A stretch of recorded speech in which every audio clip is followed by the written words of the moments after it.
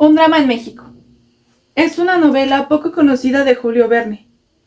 Y más que novela, es una historia corta o novela corta, ya que tiene apenas 5 capítulos y 30 páginas. Hoy estaremos analizando datos interesantes de esta obra y sin spoilers. Para empezar, fue escrita alrededor de 1845, cuando Julio Verne tenía apenas como 18 años. Fue publicado por primera vez en 1851 y vuelto a publicar en 1876, ya que Julio Verne era famoso. Esta es la primera de 2 novelas ambientadas en México. La otra es El Eterno Adán, también una historia corta. Solo 2 ambientadas en México. Cabe recalcar que Julio Verne nunca visitó México y sin embargo vamos a encontrar, como siempre, descripciones súper precisas de los paisajes, la geografía, la flora, las personas, la comida. Todo lo describe con mucho detalle. Veamos un ejemplo. Habían llegado a una pequeña eminencia ampliamente sombreada por palmeras de abanico, nopales y sauces mexicanos.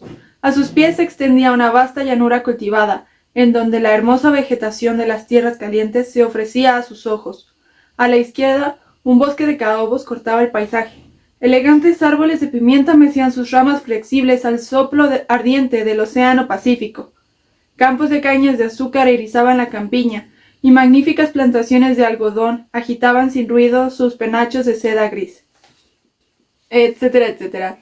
Si alguna vez has leído un libro de Julio Verne, sabrás que es muy preciso con esos detalles. Y es muy curioso pensar como en Julio Verne a sus 18 años escribiendo esto, seguramente con muchas cosas que hacer en la universidad, estudiando su carrera de Derecho, pero buscando atlas geográficos, descripciones geográficas, para investigar más sobre México. Continuemos. Esta es una novela histórica, o ficción histórica. Esto significa que trata un hecho real, histórico, y lo combina con ficción, con una historia ficticia. El hecho histórico que se narra en esta novela es el cómo México consiguió algunos de sus primeros barcos. En el libro se menciona que fueron los primeros, pero creo que es nada más como un elemento para darle más peso, más drama, porque en realidad no fueron los primeros. Casi los primeros, pero no los primeros. Y llegamos a otro punto muy importante, o que me parece muy interesante, y es la cercanía histórica que tenía Julio Verne con este hecho. Porque actualmente eso pasó hace 200 años, pero para Julio Verne habían pasado apenas 20 de ese hecho. Y me gusta pensar que seguramente él tenía datos más disponibles sobre ello. Detalles que no nos han podido llegar al día de hoy por ir simplificando la historia para verla en su conjunto con otros hechos. Pero seguramente tenía Julio Verne más datos disponibles sobre eso, que la verdad lo demuestra en muchos de sus libros, describiendo con detalle números y fechas muchas batallas, por ejemplo. Seguro que a Julio Verne le encantaba la historia, además de la geografía y todas las ciencias. Vamos al contexto de la obra. Esta se sitúa en 1825. México se había logrado su independencia en 1821.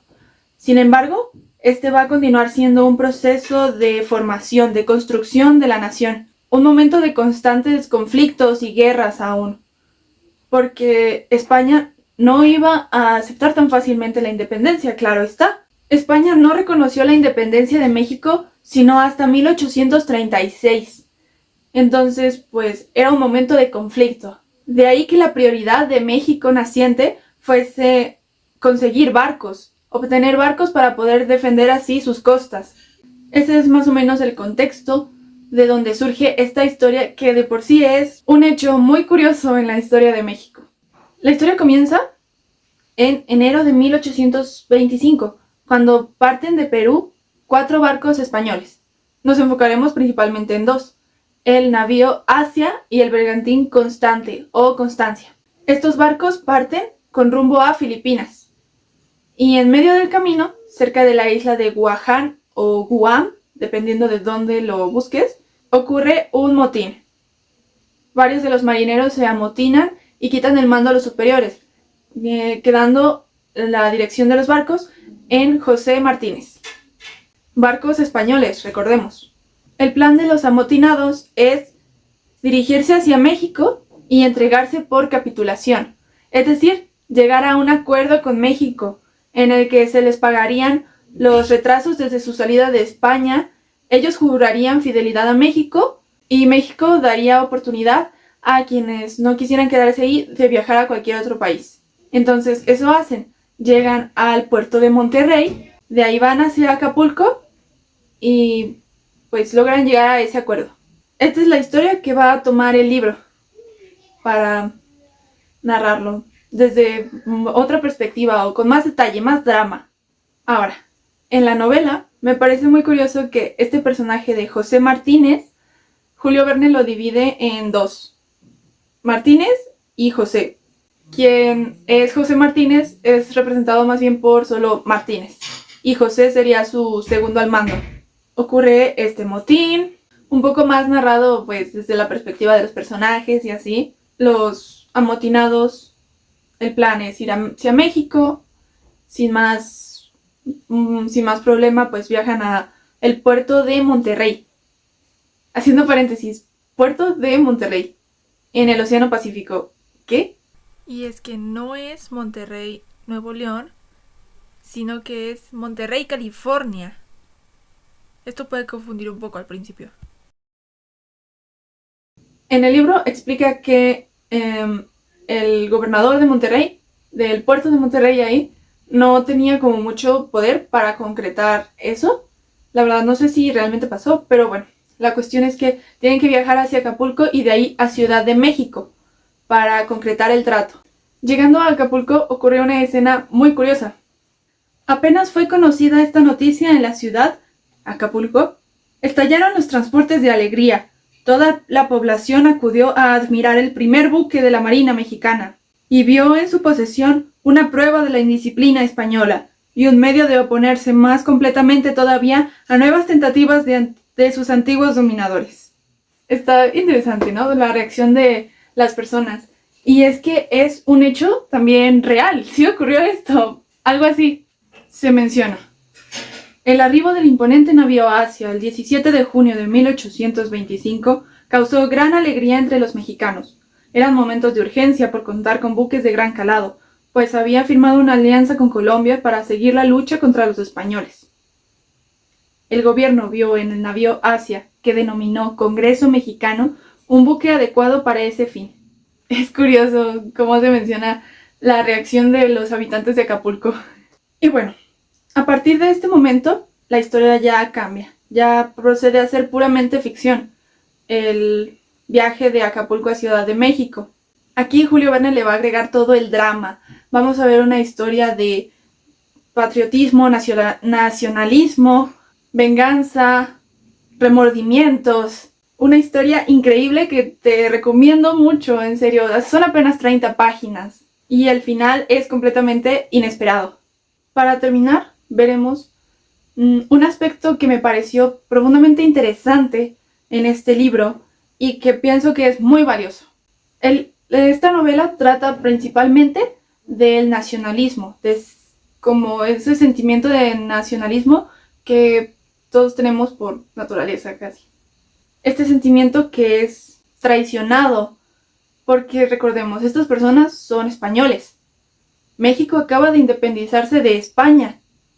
España no estaba pues en su mejor momento y aún así ellos deciden entregarse a México, jurar fidelidad a México. En la perspectiva del libro, esto es una gran traición y es claramente mucho más visible en una escena en específico, cuando estas personas, José Martínez y otros marineros, estaban planeando el motín.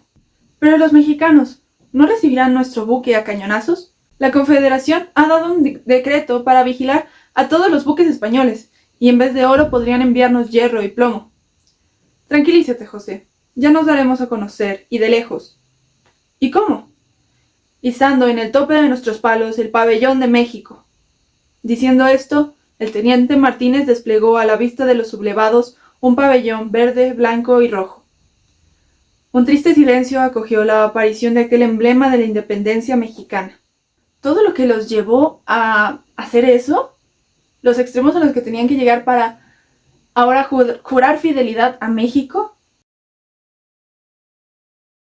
Es verdad que a ellos no se los va a retratar precisamente como los buenos, porque el hecho principal es la traición a su patria.